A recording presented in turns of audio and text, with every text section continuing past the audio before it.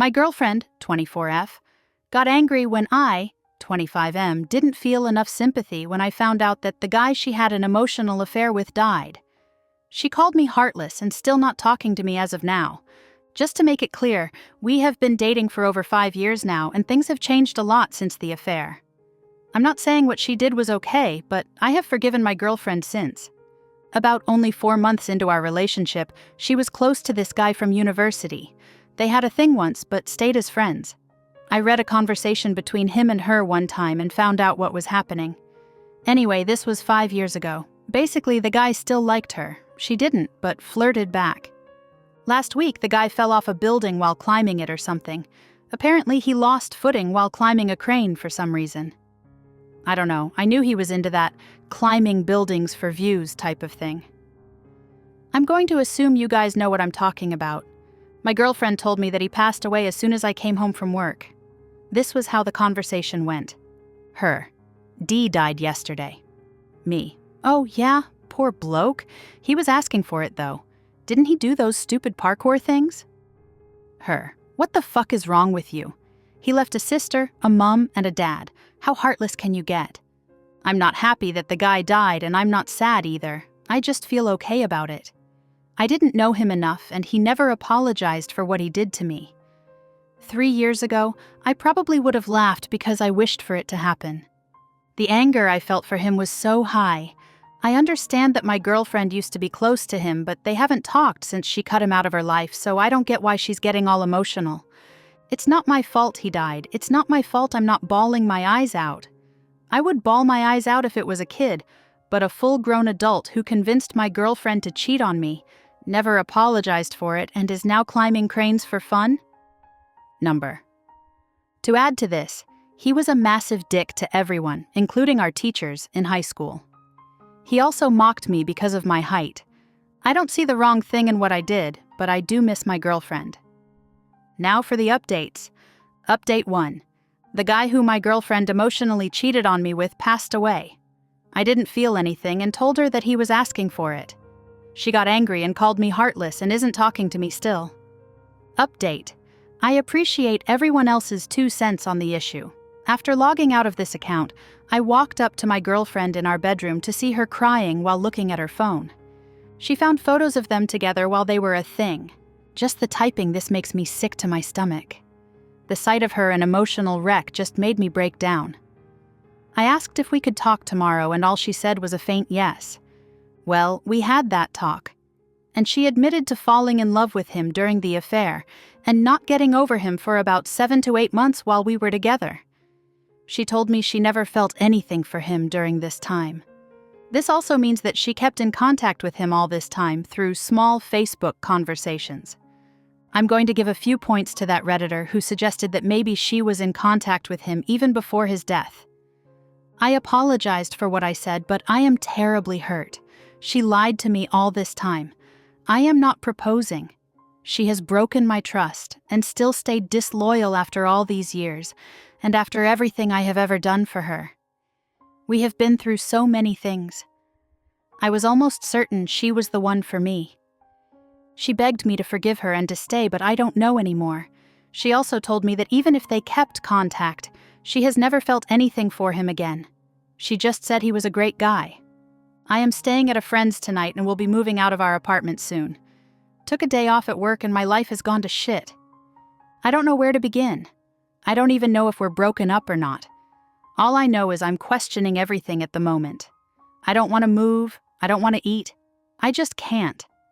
I'm missing her so much and I'm tempted to come back home, but I'm also angry and I'm afraid that I'm going to end up hurting her as soon as I see her.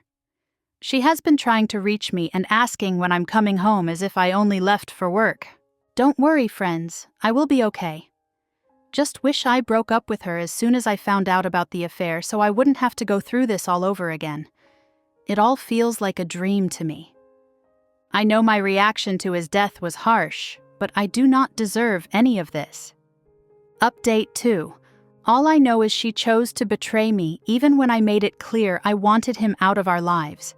I am now at a friend's house, and she has been calling and messaging me, even having the audacity to call my parents and demanding them to tell me to call her back. The pain is too much right now. I haven't eaten since. I don't think I can. I don't want to do anything, including moving. I want to stay in bed and sleep in for the rest of my life. Everything reminds me of her. 5 years of my life wasted. All the money, the time, our apartment that I'm planning to give up to her because she doesn't have anyone else. I hate this. What did I ever do to deserve this? Update 1. Hello, everyone. I've read every single comment, and I'd like to thank everyone for the kind words. These past few days have been really hard on me. I only had almost 3 hours of sleep last night, and it is currently midnight right now.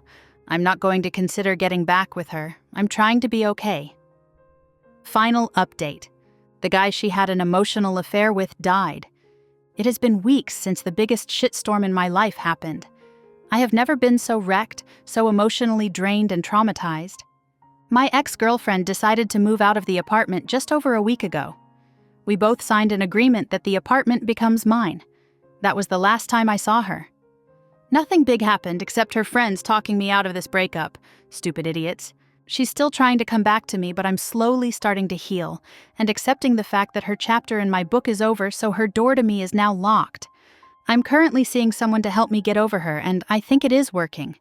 I've tried a couple of things and even went skydiving. It felt good. The thought of her still hurts me deeply, but I'm certain it will go away. I'm hopeful at the moment.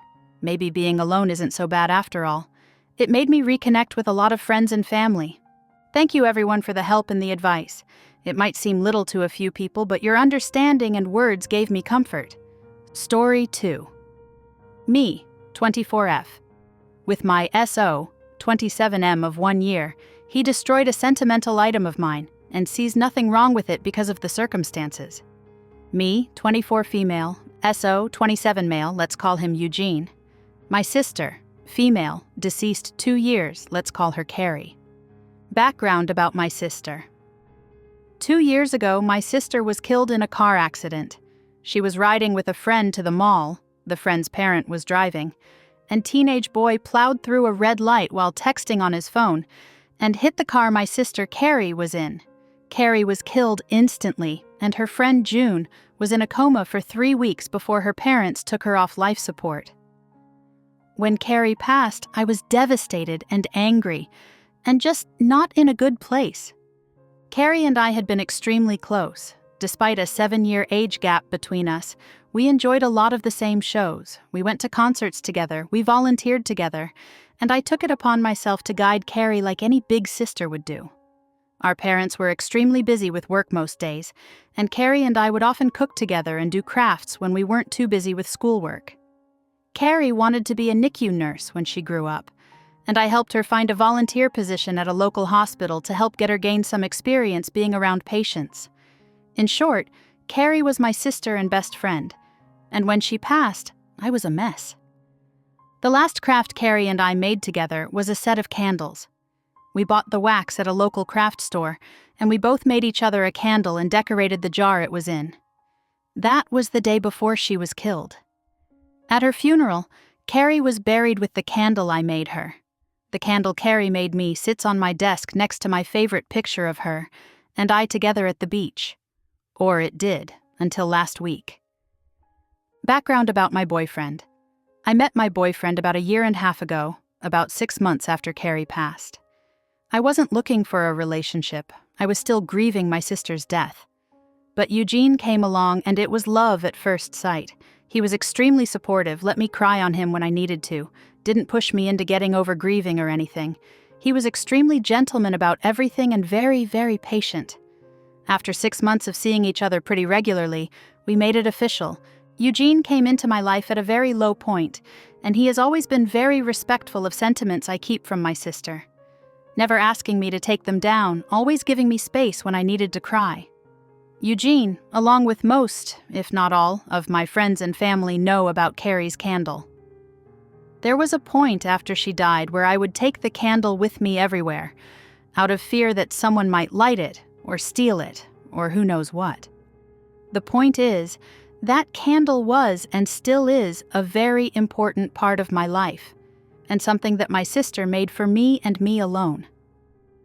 When Eugene and I moved in together about 4 months ago, I packed away most of the reminders of my sister and put out the candle and picture on my desk. I felt that this was a huge step, because when I'd lived just by myself, I had pictures everywhere, and a few knickknacks laying around from my sister. I wanted to make Eugene and I's home our home with just a small part of my sister there. Eugene understood and was very supportive. The issue. Last week we had a massive winter storm that knocked out power. We didn't have power for 3+ days. The power was knocked out at Eugene and I's house while I was at work, which did not lose power. Eugene texted me that he was going to light some candles and try and get a generator so we could have some form of power, or at least be able to charge our phones, our use lights, etc. Now we have probably 30+ candles in our house. I am a huge fan of sales, and when Bath & Body Works has a candle sale, I like to stock up and get a range of scents. We have candles scattered all over our house. In the room where my desk is, there are no candles aside from the one Carrie made me. None at all, and there never has been. This room is also downstairs, where Eugene doesn't spend a lot of time. His desk is upstairs. When I arrived home from work last week, I noticed a bunch of candles burning in our living room. Safely, always monitored, and not near anything that could ignite. One of these candles was the candle that Carrie had made me. I burst into tears, and when Eugene heard me crying, he came out from the bedroom, where he was lighting more candles, and asked what was wrong. I was a wreck and couldn't get any words out. When he tried to calm me down, I shoved past him and locked myself in the room where my desk was and just cried. I don't know how he could be so stupid.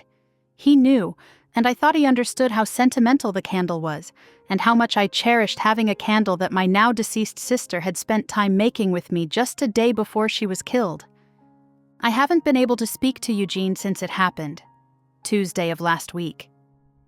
He has tried to explain why he did it, because he needed candles to be able to see, but I just can't wrap my head around it. He hadn't gotten into the large candle stash I have upstairs right by the living room where Carrie's candle was, but went downstairs, out of the way to grab the most sentimental, cherished item I have. And the candle was burning most of the day while I was at work and is now melted and pretty much gone.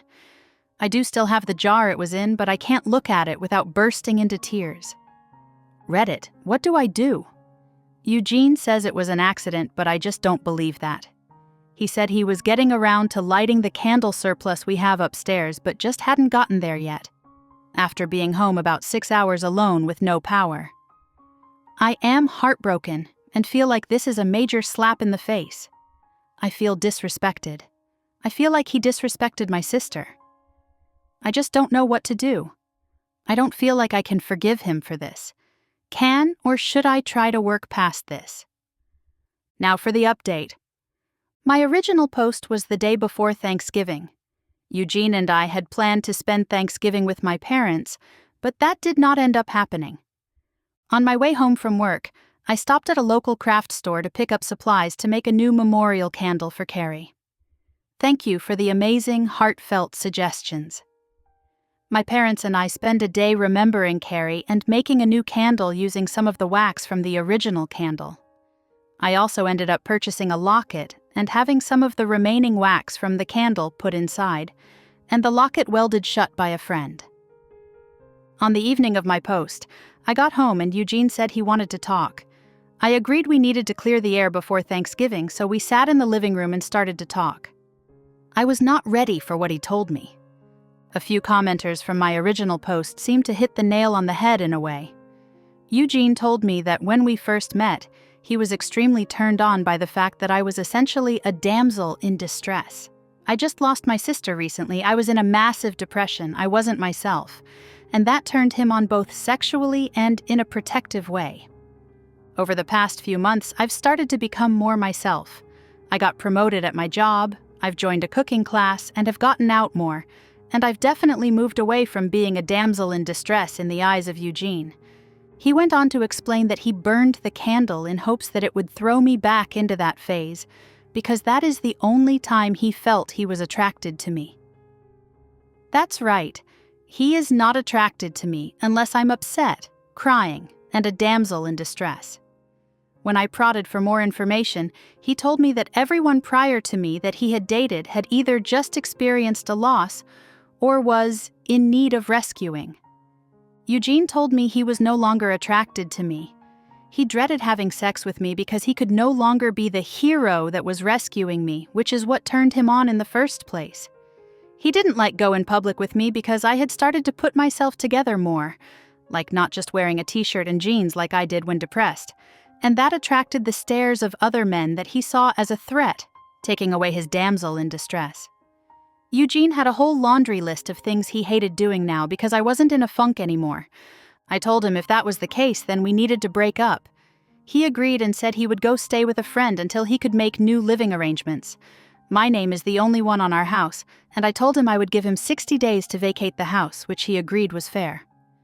Over the past few weeks, I've spent a lot of time with my parents and with close friends. I don't really feel like I've been dumped or broke up with someone. I just feel like me. Carrie's candle sits on my desk where the original was, and I wear the locket every day. Thank you, Reddit, for listening. I appreciate it more than you know. Story 3. My 28F boyfriend, 28M, expects me to keep up a lie with his family, but it feels wrong. So, my boyfriend and I have been together for 4 years.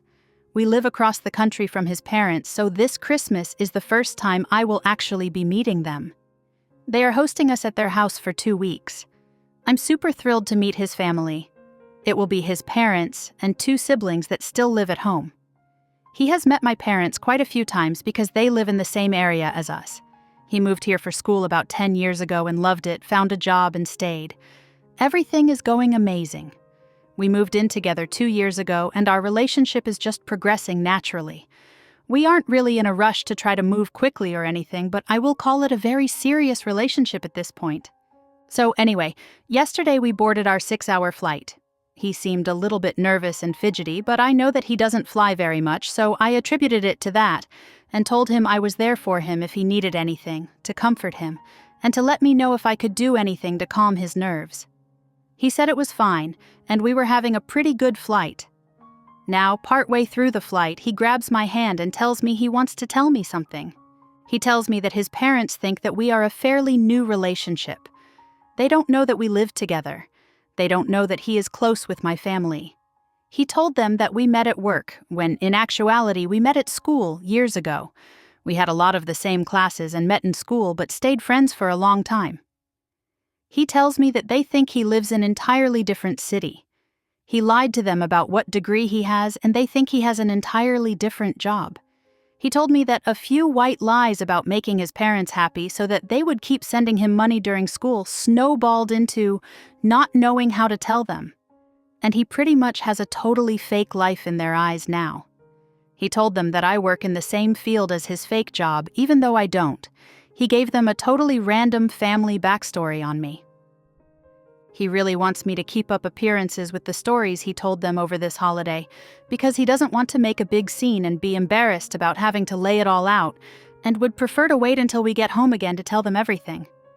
I feel extremely uncomfortable with this, and I was honestly pretty shocked. I have said hello to his mom on speakerphone conversations, popped in for a Skype hellos when they were chatting, and honestly had no idea that he had made up a huge story about us and me. I realize now that I've only actually spoken to her in the last year, which is how long his family thinks we have been together. It makes me feel like I can't trust him. He promised me that this is the only thing he's ever lied about. He said he lied about it because he wanted his parents to be happy with his decisions, and wanted them to think he was making the choices they wanted for him. Would it be reasonable to assume that these are the only lies he has told, and he hasn't fabricated anything within our own relationship? He never told me that they didn't know anything about us. He always made it seem like they did. I'm not really sure where to go from here or how to tell him that I don't want to do this. His parents paid for our tickets. Would the nice thing to do just be close my mouth and let him sort this out on his own when we get home and just play along? I don't know what to do. We got here yesterday and everyone is fabulous, but so far I have just kept my mouth shut about everything. The first big family dinner is tonight, which I expect is where most of the conversation about us and what we do is going to come up, and I'm not sure how to handle it. Now for the updates. Update 1. So I decided to tell him that I won't be perpetuating the lies, but I won't outright say anything, because I don't feel like it would be appropriate for me to be the reason everything blows up. I actually decided not to go to the first family dinner, and I'm unsure if I'm going to stay at this point, but I don't really know what to do. I didn't pay for the ticket, so I feel really horrible about seeming ungrateful. But I got a hotel for 3 nights just to figure out what I'm going to do. I'm still thinking because everything is just so intertwined and complicated, our bank accounts, our rental agreement, etc. So apart from the fact that I want to make this relationship work because I love him, it's also not really simple enough for me to just break away and leave. I want to work this out for everyone and figure out how to help him tell his family before we leave. Anyway, I'm so sorry I'm so late for updating, but I will update again when I have a more concrete plan. His family is amazing and I feel wretched about everything. Update 2. Okay, I think we have come to what will hopefully be the start of a resolution. So, I told his mom that I was so incredibly grateful for her generosity so far, even just 1 day into the trip, which is why I actually needed to take some time away and stay at a hotel for a few days because staying with her didn't feel right until we cleared up some serious personal issues that have just come to light. I talked to my boyfriend and we decided on a plan. Tomorrow morning his mom and dad are meeting us in a restaurant in the hotel. I offered to take them to brunch to discuss everything. I told him and his mom, separately, that I really want to be a part of this family, and for that to happen, we all need to have a big conversation. The plan is, at brunch, my boyfriend is going to lay everything out on the table. I'm going to explain to them that I didn't even realize the lies that have been going on, and I wasn't comfortable staying there and lying to their face, and that I just found out about this the day we landed. I wanted to make sure that my boyfriend resolved this with them because from the moment I found out I felt horrible and I wanted to get off on the right foot with them. We both wanted to make sure that my boyfriend came clean while we were here. When I was talking to my boyfriend, there were definitely some tears, and I think he's going to feel so much weight off his chest when we finally talk about this. I really don't think he wanted or intended for this to happen. I don't think he would have brought me here if he wasn't okay with the truth eventually coming out. I will definitely update when the conversation happens. Thank you so much for the advice and support, everyone. Update 3. It feels like so much to have to type out, so I'm going to try to condense it to be as straightforward and simple as possible. Basically, the brunch went really well. I was very impressed by my boyfriend. He was actually really forthcoming and laid pretty much everything out. He apologized to me and his to parents, and he gave me an opportunity to tell them anything I wanted to tell them about my actual family, my life. They were really interested, and it was really refreshing just to start to get to know them on an honest level. He basically came clean about absolutely everything, including some other personal stuff that I didn't even know about that he had told myself and them. He apologized and promised he was going to take steps to earn our trust back, including therapy. It really actually felt like it brought us closer together. His parents were quite hurt and initially upset, but I think it really did a lot for what they thought of me as a partner for their son and future daughter-in-law, which I'm really happy about. They were really supportive in the end and told him that basically at the end of the day he is still loved and they will just have start building that trust up again. I'm going to continue staying at their house now, and they will tell his siblings together. I actually ended up sitting down for a cup of tea at their place with his mom, and she did explain to me that she's going to talk to him privately about the pressure he might have felt to lie to them, because I guess they realize now that they put more pressure into him than any of the other kids, because he was originally going to follow his dad's footsteps as an English teacher. She told me that she really likes me, and she hopes it doesn't affect my view of their family or her son. She thanked me for pushing for the honesty, and she can't wait for the opportunity to get closer to us. My boyfriend also seems so much more open to having conversations about coming back and having them come stay with us. It really worked out in the long run for me to not make any hasty decisions, because I'm really happy with how this turned out. To me, it just seems like just mistakes on both ends that culminated into a really bad choice on his end. Thank you again, everyone, for the advice.